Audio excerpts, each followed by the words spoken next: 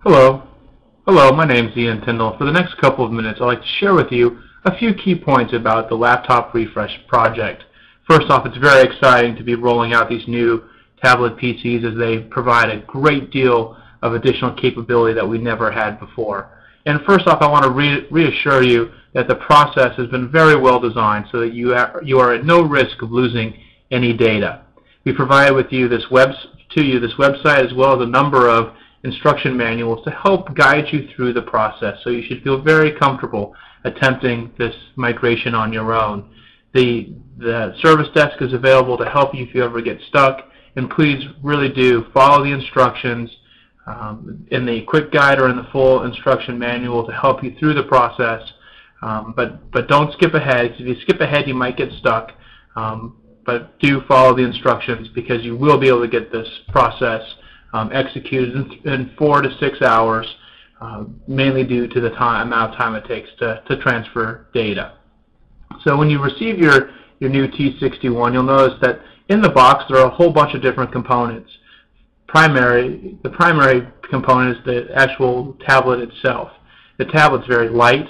You'll notice it's a little bit smaller than the T41. It provides on-screen data capture. It comes with a digitizer pen. We'll talk a little bit more about that later, as well as it comes with a docking station that contains a DVD drive, a mobile AC-DC adapter to be used in the van, and a new iOmega 120 gigabyte external drive. Now this external drive is very small, and it replaces the backpack drive that you have. So once you've completed the migration, you pack up your stuff, you can return your old backpack drive, and a bump case, which is really designed to protect the tablet when you're at retail and really protect against any falls or drops, as well as it contains a tether that you'll see in video number 3 on this website that will help secure your digitizer pen so you don't end up losing that.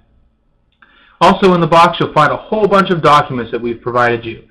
2 key documents are the do-it-yourself quick guide and the full-length migration guide. The full-length migration guide contains a checklist for your inventory to go through, contains screenshots with step-by-step instructions in terms of how to get through the entire migration process. You'll also find a guide to help you set up your OfficeJet printer and some other materials to help familiarize yourself with the different components that are in the bag. One of the key things to note is that your operating environment is going to be dramatically different. You're going to be running your new machine on Windows XP, and it will run Microsoft Office 2003. So the last document here, the Microsoft Office Tips and Tricks document, is designed to help familiarize yourself with the different components of Windows and help get it set up so that when you're running your Outlook, for instance, it looks very familiar to the way you've operated it. So the process itself is very straightforward. You start with the T41, you migrate the data off of the T41 onto the backpack drive. The system will then prompt you to move to phase 2, which is the X61. For the X61, you can do the exact same thing. You're going to want to log on to the X61, download some updates like the POG tool and the TM1 application, since those updates those applications have been updated since we configured your machines. And then you'll connect the iOmega drive to the T40 or the X61 to complete the data migration. Now it's important to notice at this stage that you cannot use Wi-Fi to do this. You need to be connected to the Ethernet or a telephone wire the first time you connect up on the X61. And you're also going to want to check the box that says connect using a dial-up connection, and then maybe click on the properties if you're using Ethernet to say I'm already connected to the Internet. And this will help you get on that machine and up and running much quicker. Then once everything's done, after all the data's been copied, you'll sign your records management form, pack and ship the materials. Now this whole process can take anywhere from 4 to 6 hours, and it's really dependent upon how much data you have on your machine. So now is the opportunity, if you haven't done so already, to trim out any unnecessary files that you may have on your machine. So go ahead and make as much room as you can, free up as much space as you can on your T41, because there's a direct correlation between the size of your data files and the amount of time it takes to complete the migration. Now if you do get stuck, you have not only this website to help you, to provide you with information, but you can also call the Tier 1 service desk You can call the service desk, and you can call up for overflow support and for any escalated issues. And please be aware that we have identified some issues already. Folks have called with the external drive saying, hey, I can't get the external drive to be recognized. It's very important to note, as you'll see in some of the subsequent videos, not to use the end of the USB cable that has the black and white lightning bolt on it. If your safe boot password isn't working, try using your last known safe boot password. You might have changed your passwords from the time we configured your machine.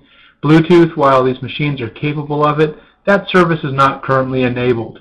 The printers won't print directly out of the box. You'll have to run and set up utilities, so please follow those instructions that are in the box. The migration will take some time, so plan for the better part of the day to complete the execution of the migration process.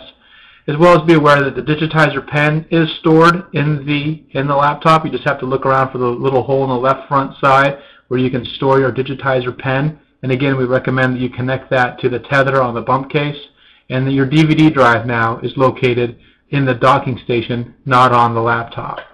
So finally, before you begin the migration process, please be aware that your TM1 login is just your territory number. You don't have to put SR or SF in front of it, nor enter a password. That's one slight omission from the user guide since it was printed that we think is important for everyone to know. So don't use your NT login ID or any other login. Just use your territory number and hit enter the first time you load up TM1. So that concludes the quick summary of points relative to the TM1 migration. We wish you the best of luck. If you do get stuck or if you have any comments or questions, please feel free to call the project team or shoot us an email. We look forward to your feedback and a successful migration and a great 2008. Good luck.